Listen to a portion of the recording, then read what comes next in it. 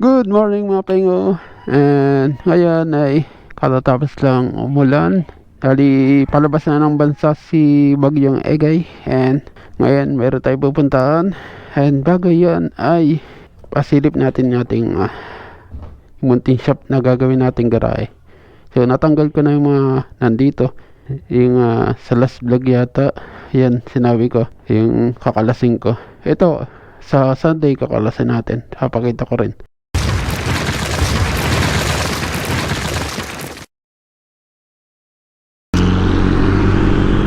Yan, alright mga pengo, pag-usapan natin yung sira ng R15 version 2 na starter problem.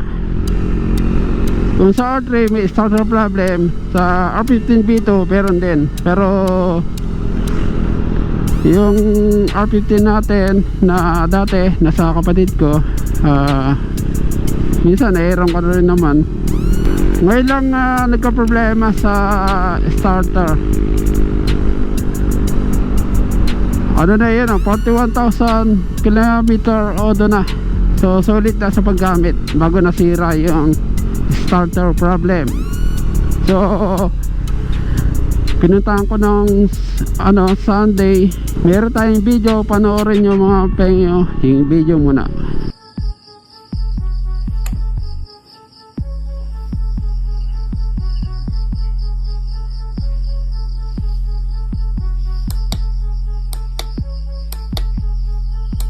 Narinig nyo ba yung pag binuksan yung ignition tapos push start mo sa starter switch, mayroong tik tik tik, parang may parang may aswang.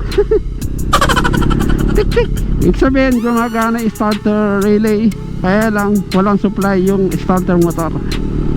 So ngayon kasi yun mga pengo,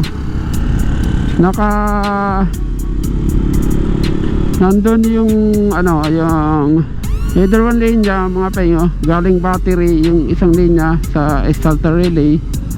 Tapos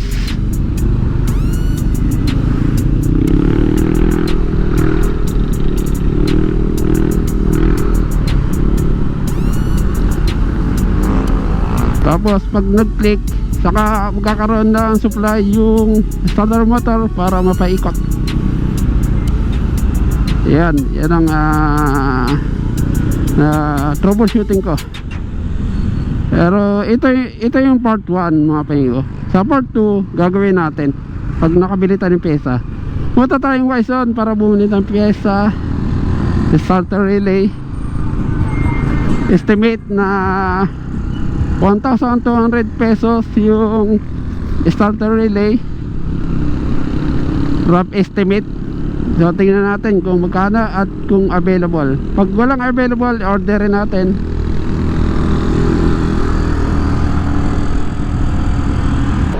Nasaan na ba ako? Yan, yung pyesa ay isasabay ko. Yung throttle grip, matigas na kasi, 4 na taon na to. Tapos yung spark plug, gusto ko magpalit kasi hina ng acceleration ito. Kasi hindi na ito stock.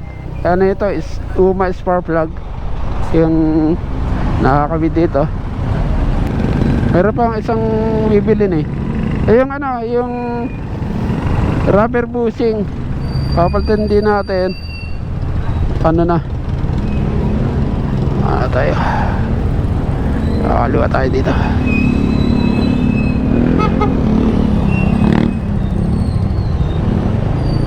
Kasi pag matagtag antigas ng shock, para wala akong suspension.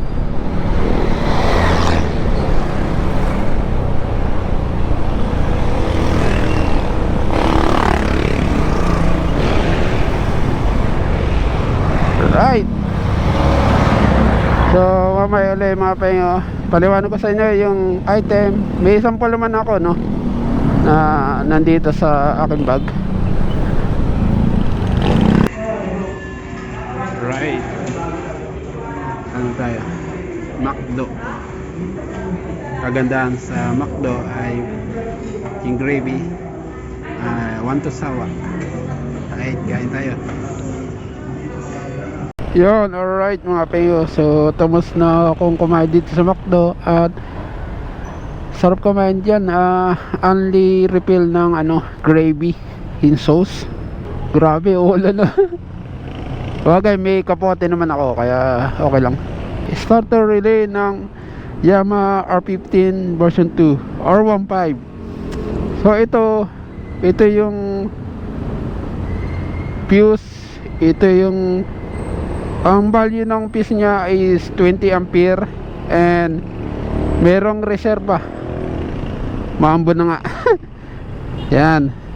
Pag wala nito pala, hindi mo pa mapapa-start yung motor kasi may fuse, may connection to sa ignition switch. Kita nyo, merong line, sabihin connection dito, then tutuloy dito sa kabilang fuse. One line tas another line. Then itong connection nya sa isang linya na yan, konektado dito sa dalawa. Yan. Maybe supply sa ECU, maybe supply sa ignition switch. So pag hindi natin ng ignition switch, dito tuloy yung kurente. Pag wala nito, hindi under yung motor. So ito yung papuputol sa isang motor kapag ayaw umandar. Ito yung piece na to, kulay dilaw. Then itong meron dalawang linya yan. Ito para sa battery, galing battery. Tapos ito papuntang starter motor. Yun lang mga ping. So nakakabote green na tayo. Tinagulamin na lang pangit pag ganito yung kabote mo. Kaya i-maintain mo yung kalinisan. So ngayon, ready na tayo. Kahit umulan yan, okay na.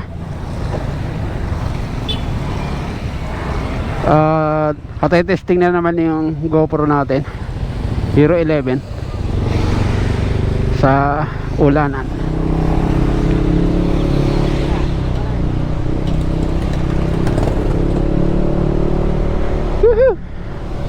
Buti hindi nagtuloy-tuloy.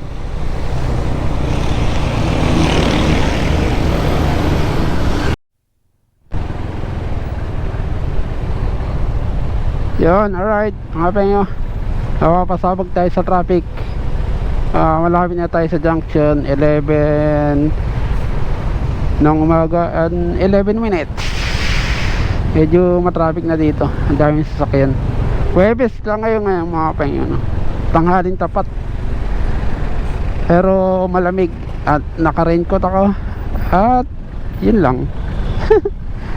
Mainit sa katawan.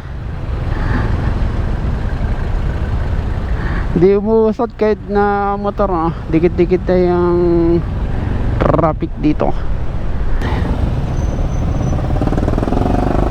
Maaraw mga pengyo. Ayun dirt bike, Rizal chapter, Philippine Red Cross. Pwede pang yan off-road, heavy off-road, pwede. Yung pipe nya nakadikit sa mudguard.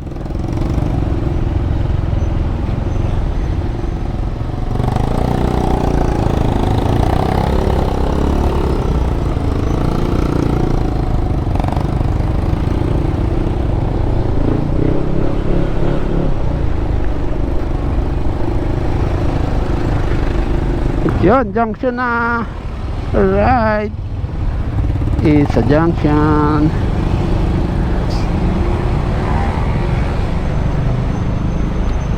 Junction is life.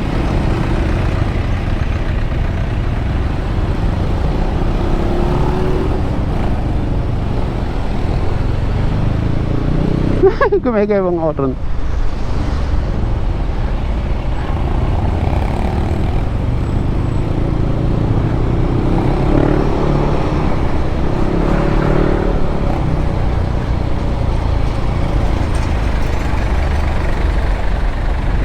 Pag traffic, siyempre tipid sa gas, patay yung makina.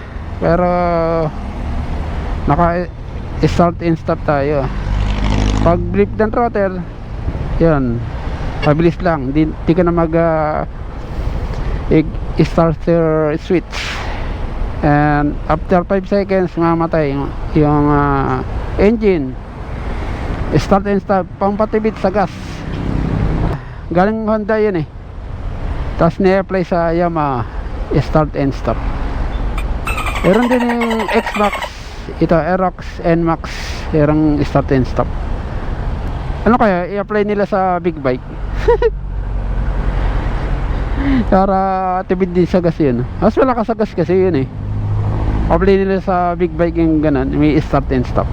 Pag build ng throttle, under kagad yung makina. Ano kaya pwede yun? Sarap na counterflow.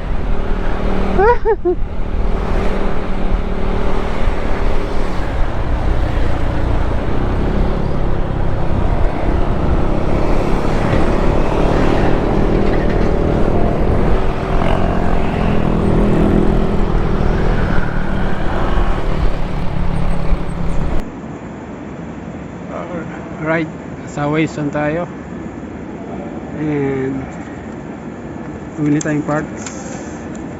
Bibili sanang ano eh, yung sa engine support na goma, wala nang available. So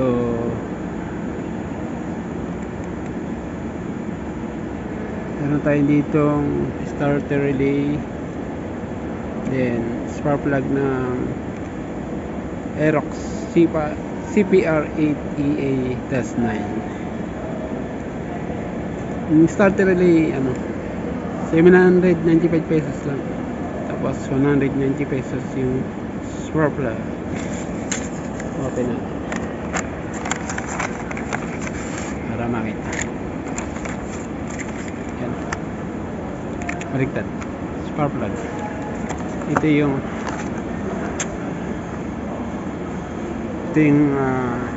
pakay natin ngayon. Starter relay ng R15 version 2, R15 2016 model. Naka sealed pa yan. So i-open na natin. Bago tayo umalis, tingnan natin kung ano legit kung tama yung binili natin. Alright, hindi ko mabuksan. Danan. Alright, starter relay. Sakto, pares na pares mga pengyo. Meron ng kasamang fuse 20 ampere. Sa R15 pata to, yung dati kong motor. 41,000 km na yung odo nun. May ilan napalitan nito. Alright, may ilan bumigay. Yun, alright mga pengos. So pauwi na tayo nito, and nawala ng sounds ang GoPro ko gawa ng nabasa yung cable natin. And yan, dito ako dumaan sa EDSA sa may